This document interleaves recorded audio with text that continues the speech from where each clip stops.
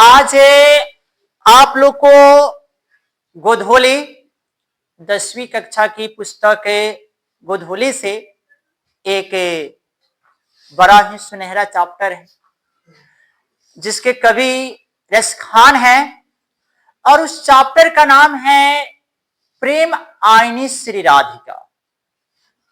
अगर प्रेम का हमें पूरा सा भी अगर स्वरूप दिखाई देता तो जैसे ही राधा और कृष्ण का नाम आता है तो मन उनके रंगों में रंग जाता है, क्योंकि प्रेम का सबसे बड़ा स्वरूप इन दोनों में देखने को मिलता है। तो आज उनसे ही जुड़ी एक पाठ है जिसको आपको पढ़ना है।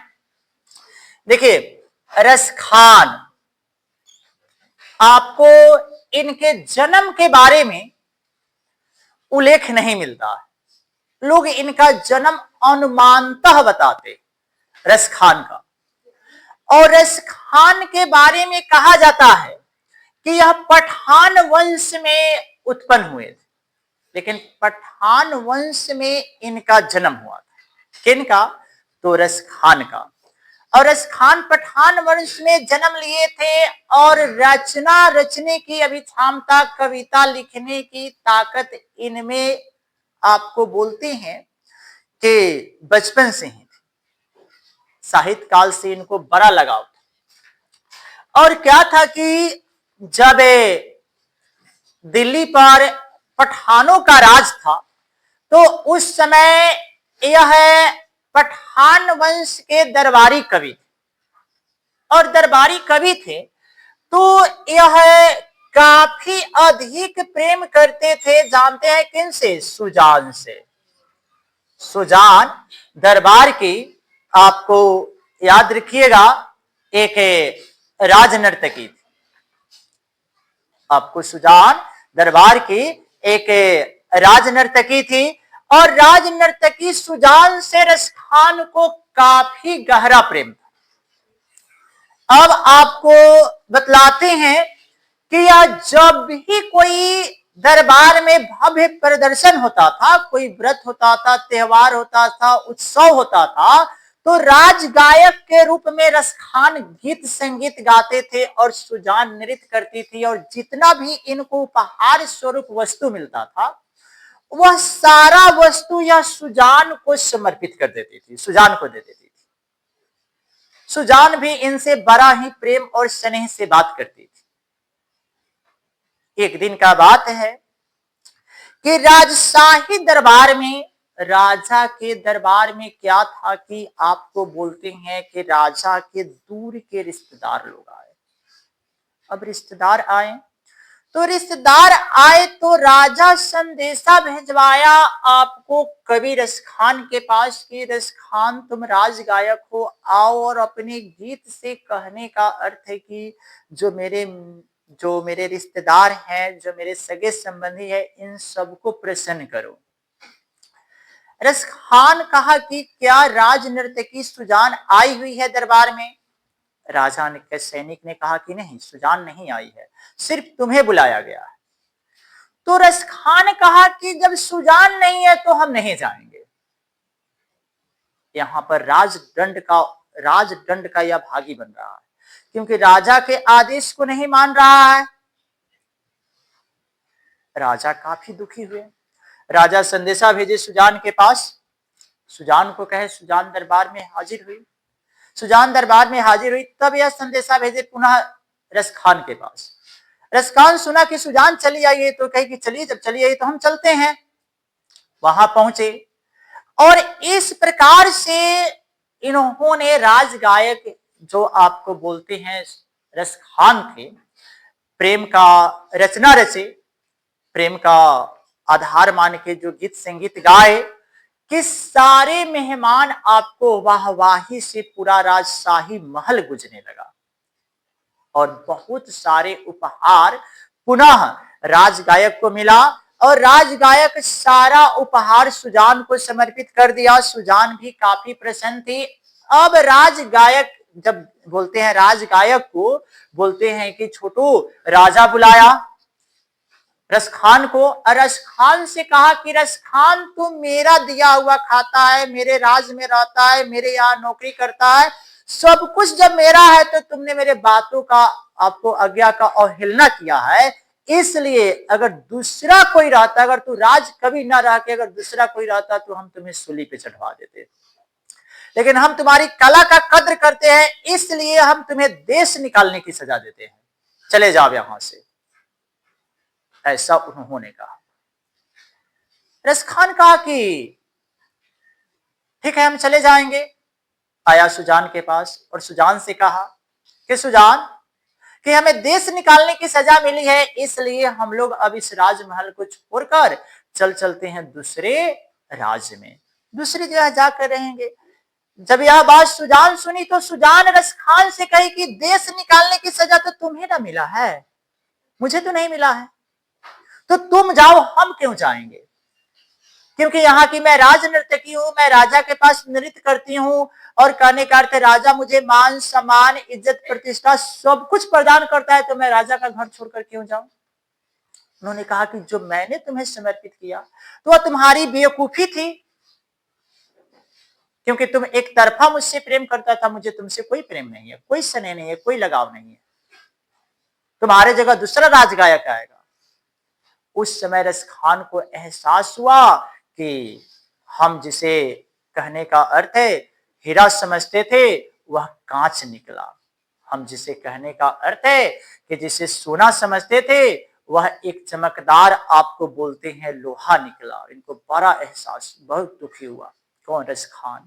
और रसखान को अपनी गलती का एहसास हुआ, सारी चीज का त्याग करके आज दिल्ली छोड़कर, राज दिल्ली था, दिल्ली छोड़कर आपको बोलते हैं कि वह चले आए कहां, तो वृंदावन चले आए, वृंदावन चले आए, वृंदावन चले आए, और वृंदावन आकर और कहे कि संसार में कोई किसी का नहीं है, तो वृंदावन आपको बोलते हैं ऐसा जगह जहां पर व्यक्ति जाए तो कृष्ण के रंगों में रंग जाते, वहीं वृंदावन है। सब जगह से आग जाकर लौटना आसान है, लेकिन वृंदावन जाकर लौटना बड़ा मुश्किल है। एक बार जो गया, कहने का अर्थ राधा रानी श्री कृष्ण का ही होके रह गया। बड़ा वहां पर अलौकिक आपको दृश्य होता है, मनमोहक दृश्य होता है वृंदावन का। आपको बताते हैं तो वृंदावन पहुंचे, और वृंदावन पहुंचे तो कृष्ण से इनको बड़ा लगाव हुआ, बहुत अधिक प्रेम और स्नेह श्री कृष्ण से हुआ। जाति के तो मुस्लिम थे, और यहाँ प्रेम और स्नेह हो गया किससे? श्री कृष्ण से। अतः यह श्री कृष्ण के ही परम भक्त हो गए, और श्री कृष्ण का ही गुणगान करने लगे, उनका भजन कीर्तन करने लगे, उनके रंगों में रंग गए। अब जो भी व्यक्ति मुस्लिम होता था, जब रसखान के बारे में सुने तो वह सभी इनको व्यंग कसने लगे, ताने मारने लगे, इनको ढोंगी, पाखंडी, बहुत तरह के शब्द कहने लगा कि अरे मुस्लिम होकर कृष्ण का भक्त बनता है, सारा जिंदगी गुलामी किया, एगो राज नर्तकी का आज बड़का भक्त बना है। हिंदू लोग इनके ऊपर कटाक्ष काटने लगे कि कहने का अर्थ है कि वह मुस्लिम होकर श्री कृष्ण का उपासक बनेगा। सब कोई ढोंगी पाखंडी कहते थे इनको, लेकिन जो कृष्ण के रंगों में, जो ईश्वर के रंगों में रंग जाते हैं, उन्हें दुनिया की बातों का कोई परवाह नहीं रहता है। यह कहने का अर्थ है दुनिया इनको क्या कह रही है, इन बातों का इनके ऊपर कोई असर नहीं पड़ता था। या सिर्फ एक वो श्री कृष्ण और राधा रानी को ही जानते थे कि मुझे इस दुनिया से क्या लेना, मुझे इस संसार से, इस दुनिया से मुझे कुछ नहीं लेना देना है। वह एक शब्द कहते थे कि लोगों का काम है कहना, मुझे कोई बुरा भी कहेंगे, अच्छा भी कहेंगे, कहने का अर्थ उन्हें कहने दीजिए, मुझे इन लोगों से कुछ लेना देना नहीं है। मेरे तो कहने का अर्थ है कि मीरा की तरह यह कृष्ण के परम भक्त बन गए। अब क्या था कि कृष्ण का भजन कीर्तन करते हुए जा रहे थे, जा रहे थे तो इन्होंने रास्ते में देखा कि उधर से एक युगल जोड़ी आ रहा था, एक लड़का और एक लड़की। वह दोनों कोई प्रेमी और प्रेमिका थे, उधर से आ रहे थे और इधर से रसखान जा रहे हैं। तब तक एक बैलगाड़ी उसी रास्ते से जाने का कार्य किया, और रास्ते पर क्या था कि गड्ढा था जिसमें आपको पानी वगैरह था। अब रसखान सोचे कि वह दोनों युगल जोड़ी है, अपना उधर से साइड से अपना निकल जाएंगे, एक तरफ से नीचे उतर जाएंगे। लेकिन सड़क पर से या नहीं उतरे, अचानक से क्या हुआ कि कीचड़ उड़ा उस गाड़ी से, और बोलते हैं वह कीचड़ जाकर पड़ गया जो वह लड़की थी उसके कपड़े पर, वह खराब हो गया। बैलगाड़ी तो आगे चला गया। अब उसका जो प्रेमी था आया और पकड़ा, इनका कहने का अर्थ है कि जो जोगी वाला वस्त्र पहने थे कॉलर पकड़ा और इनको जोरदार तमाचा मारा और कहा कि तुम्हें दिखाई नहीं दिया कि तुम्हारे चलते मेरी प्रेमिका के कपड़ा गंदा हो गया, तो नीचे नहीं उतर सकता था? सड़क से नीचे उतर के चला जाता तो मेरी प्रेमिका के ऊपर कीचड़ नहीं पड़ता, क्योंकि बैलगाड़ी साइड से निकल जाती। इन्होंने कुछ नहीं बोला, कहा कि जैसी श्री कृष्ण की इच्छा, मेरे प्रेमी श्री कृष्ण की इच्छा, ऐसा कह के आगे चले गए। उधर से कोई सामग्री वगैरह लेकर लौटे तो देख रहे हैं कि कुछ व्यक्ति मिलकर और क्या कर रहे हैं, इस लड़के का मरम्मत कर रहे हैं, मार रहे थे। वहां इन्होंने पहुंचा तो सब लोगों के बीच में आकर उन्हें छुड़ाने का कार्य किया। लड़का जख्मी हो चुका था, आपको बोलते हैं कि कहीं से आपको माथे पे चोट लगी थी। अब वहां पहुंचे तो इन्होंने बड़े ही प्रेम से उस लड़के को छुड़ाया, सबसे छुड़ाया और प्रेम से विनती किया कि छोड़ दीजिए। वह लड़का इनको कहा कि देखिए बाबा, अब इसको पहचाना तो कहा कि यही वो जोगी है जिसको हम मारे हैं, यही रसखान है। उन्होंने कहा कि मेरी कोई गलती नहीं थी, फिर भी गांव वालों ने मुझे मारा। कहने का अर्थ है कि यह मेरी प्रेमिका है, लेकिन हमने कोई गलती नहीं किया था, फिर भी गांव वालों ने मुझे झूठा आरोप लगा के मारा। उन्होंने कहा कि एक बात बताओ बेटा, बड़े ही प्रेम भरे शब्दों में रसखान ने कहा कि तुमने मुझे क्यों मारा? उन्होंने कहा कि तो वह लड़का बोला कि तुम्हारे कारण मेरे प्रेमिका का कपड़े खराब हो गए थे, इसलिए मैंने मारा। कहा कि फर्क तो यही ना है, यही असलियत कि तुम अपने प्रेमिका को थोड़ा सा दुखी नहीं देख सकता था, उसके कपड़े खराब हो गए इसके लिए तुमने मुझे मारा, क्योंकि तू उसे दुखी नहीं देख सकता था। तो मेरा भी तो प्रीतम श्री कृष्ण है, मैं भी तो श्री कृष्ण से प्रेम करता हूं, तो बेगुनाही में तुमने मुझे मारा तो मेरा प्रीतम कैसे सहन कर सकता था, इसलिए उन्होंने तुम्हें पिटवाने का कार्य किया। एक अपार प्रेम होता है भक्त और भगवान के बीच में। रसखान वहां से चले आए वृंदावन, और रसखान एक कविता लिखते हैं जो 10वीं कक्षा में पढ़ना है, आप सभी को याद रखिएगा। उस कविता का नाम है प्रेम आईनी श्री राधिका। कहते हैं कि संसार में अगर प्रेम का सबसे बड़ा स्वरूप है तो राधा रानी, राधा के जैसा इस संसार में और कोई प्रेम नहीं कर सकता है। वह श्री कृष्ण के लिए आपको बोलते हैं कि अपना सब कुछ निछावर कर चुकी थी, क्योंकि एक समय की बात है छोटो, इनके मुख से राधा शब्द ही सबसे अधिक निकलता था कृष्ण के। तो नारद ऋषि पूछे थे कि हे स्वामी, हे प्रभु, आप हमेशा 1660 रानियों में राधा का ही नाम क्यों उल्लेख करते हैं? तो उन्होंने कहा कि राधा जितना मुझसे प्रेम करती है उतना कोई नहीं करता। कहा कि एक बार परीक्षा ले लीजिए, तो कहा कि आप ही परीक्षा ले लीजिए। नारद जी को बोले कि आप ही सब रानियों को परीक्षा ले लीजिए। उन्होंने कहा कि हम एक बात कहते हैं, कृष्ण कहे कि जाइए सभी रानियों के पास एक कटोरा लेकर और कहिएगा कि श्री कृष्ण का तबीयत बहुत खराब है, श्री कृष्ण का तबीयत बहुत खराब है, उनका पेट दर्द शुरू हो चुका है, और कोई रानी यदि अपने पैर का अंगूठा धोकर अगर दे सकती है तो श्री कृष्ण पी लेंगे, तो उनसे क्या हो जाएगा, उनका जो पेट दर्द है वह समाप्त हो सकता है। लेकिन इसके बदले में उस स्त्री के शरीर में कीड़ा पड़ेगी जो अंगूठा धो के देगी, और कीड़ा पड़ेगी या कहने का अर्थ उसे नर्क जाना होगा। नारद जी लेकर पहुंचे पहले रुक्मिणी के पास। रुक्मिणी सुनी तो व्याकुल हो गई, लेकिन उन्होंने कहा कि जब वह ठीक कब होंगे। उन्होंने जब उस बात को कहा तो रुक्मिणी पहले कही कि नहीं, जब मेरे जीवन में कीड़ा पड़ेगा, तो रुक्मिणी देने से इनकार कर गई, सत्यभामा भी देने से इनकार कर गई। इनके जो 16,000 जो पटरानियां थी सबको इनकार कर गई। अंत में पहुंचे राधा के पास, तो राधा जब सुनी तो राधा कही कि अरे आप देर क्यों कर दिए नारद मुनि, पहले आए रहते। कहा कि सुने हैं कि शर्त है कि जो भी अगर अपने चरण धोकर दे देगा तो उसके शरीर में कीड़ा पड़ेगा। कहा कि पढ़ने दीजिए, एक जन्म नरक में बीतना होगा। कहा कि एक जन्म कति 7 जन्म तक अगर नरक में भी मुझे रहना पड़े तो हम रह जाएंगे। एक अंगूठा नहीं धोकर अपना हाथों का पूरा अंगूठा और पूरे पैर का भी 10 उंगली का अंगूठा धोकर, बोलते हैं धोकर दे दी कि ले जाइए मेरे प्रीतम को जल्द पिलाइए। वही राधा कहे, कृष्ण कहे कि अब आप समझे कि मुझे राधा क्यों पसंद है, क्योंकि राधा का प्रेम निश्चल है। इसलिए कवि कहते हैं कि राधा प्रेम का खजाना है। कवि इसमें लिखते हैं कि जिस तरह से एक बाग का माली उस बाग को सींचता है, सारे बाग की देख रेख करने का जिम्मेवारी उसका होता है, उसी प्रकार से इस संसार रूपी यह संसार है, एक बगीचा है और उसमें हम सभी कोई तरह तरह के फूल हैं और इस बाग रूपी इस बाग को देख रेख करने का जिम्मेवारी राधा और श्री कृष्ण को है, क्योंकि इस बाग के माली और मालन राधा और श्री कृष्ण है। अतः कवि कहते हैं इसमें आपको इनकी रचना है कि प्रेम आईनी श्री राधिका, कि राधा रानी प्रेम आईनी श्री राधिका, प्रेम बरन नंद नंद, कि प्रेम का सबसे बड़ा आधार राधा रानी है और प्रेम का दूसरा आधार नंद बाबा के दुलारे हैं।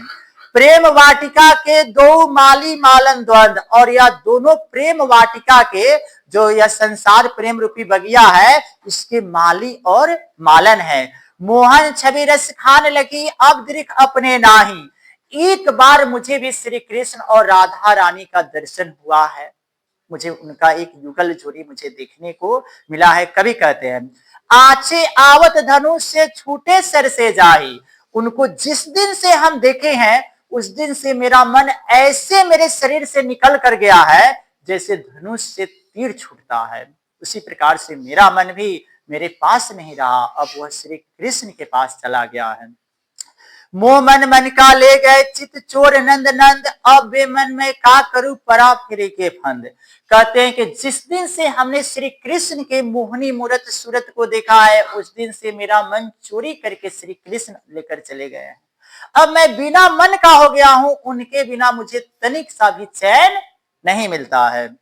प्रीतम नंद किशोर जादिन से नैन लगायो, मन पावन चित चोर पलक ओट नहीं करी साको। कहने का अर्थ है कि जिस दिन से मेरा मन श्री कृष्ण के प्रति लगा है मुझे संसार का कोई वस्तु, कहने का अर्थ है कि प्यारा नहीं लगता है। जैसे कहा जाता है कि जिससे प्रेम हो उसके सिवा और कुछ इंसान को अच्छा नहीं लगता है। जैसे शंकर जी को भांग से काफी अधिक प्रेम है, तो मैया पार्वती कहती है कि आपको महल अटारी शिव के मनो न भावे, आ टुटली मरैया कहाँ पाई बहो शिव मानत नाही, काले के शिव के मनाई बहो शिव मानत नाही। आपको मिश्री मलाई शिव के मनो न भावे, भांग धतूरा कहाँ पाई बहो शिव मानत नाही। कहने का अर्थ है कि शंकर जी को प्रिय है महल, आपको महल उनको पसंद नहीं है, उनको टुटली मरैया ही चाहिए। उनको पसंद है, आपको बोलते हैं कि मिश्री मलाई नहीं खाएंगे, कौन चीज खाएंगे, तो भांग धतूरा खाएंगे। अब हम कहां से लाएंगे, वही पार्वती प्रसंग कही थी। तो वही शब्द है यहाँ पर कि लेखक को श्री कृष्ण से प्रेम हुआ है तो उनको और कुछ चीज इस संसार में दिखाई नहीं देता है। दूसरी रचना है इनकी कारिल कुंजन के ऊपर वारो। कभी इतना ना उनके प्रेम में बंध गए हैं कि किसी वस्तु की मांग रखते हैं कि यदि मुझे कोई वस्तु मिल जाता तो मेरा जीवन धन्य हो जाता है। कृष्ण भगवान की कुछ वस्तु का यह चाह रखते हैं, या रखते हैं कि या लपटी अरु कमरिया पर राजती हूं पुर के ताजी डारो। कहते हैं कि कवि कहते हैं कि हे भगवान, मुझे अगर कृष्णा भगवान का, कंबरिया का अर्थ जाएगा यहाँ पे गमछा, कंबल नहीं होगा, क्योंकि कृष्ण भगवान जो अपने डार में गमछावा बांधते थे, अगर वह गमछा मुझे मिल जाता और वह लाठी मिल जाता जिससे वह गैया चराते थे तो मैं तीनों लोग का सुख त्याग देता। कवि की इच्छा है आठों सीधी नवनिधि के सुख नंद के गैया चराई बिसराए। आठों सीधी नवनिधि का जो सुख होता है। हम नंद बाबा के गाय को चराकर कहने का अर्थ है कि आपको अपना सब कुछ मिटाने का कार्य कर देंगे। जैसे कभी लोग 12 प्रेम के भावनाओं में डूबे रहते या कहते कि हे नंद बाबा अगर रुआ गैया चरावे की हमर मिल जाए नो तो अपन सारा सुख विसार देते। जैसे शंकर जी से लोग दुआ करते हैं, कहते हैं कि ए बाबा ले ले चलू हमरा के अपन नगरी, कि रुआ अपन नगरी हमरा के ले ले चलू, अपने के यहाँ ही रहम। के आपको वहां बड़े सुनहरे शब्दों में कभी लोग लिखते हैं कि बाबा ले ले चलियो हमरो के अपन नगरी, सुबह उठी राउर बहारब डगरी। सुबह जगेंगे ना तो आपका रास्ता बहारने का कार्य करेंगे, हमको अपने संग ले ले चलिए।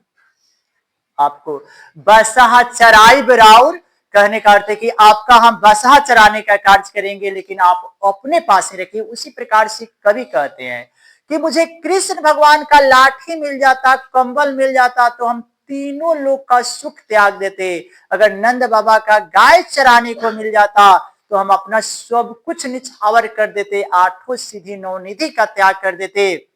यह कहते हैं कि रस खान कभी आखंसो ब्रज बनन बाग निहारो, कोटि लोग काल धौत के धाम कारिल कुंजन के ऊपर वारो। कि एक बार यदि मुझे वह वृंदावन का वह कदम का डाल मुझे मिल जाता जहां पर आपको बोलते हैं कि कृष्ण मधुर बांसुरी बजाते थे, तो मैं अपना सब कुछ परित्याग कर देता, सब कुछ निछावर कर देता। यह कवि की एक भावना थी। यह बोलते हैं चैप्टर समाप्त हुआ। आपको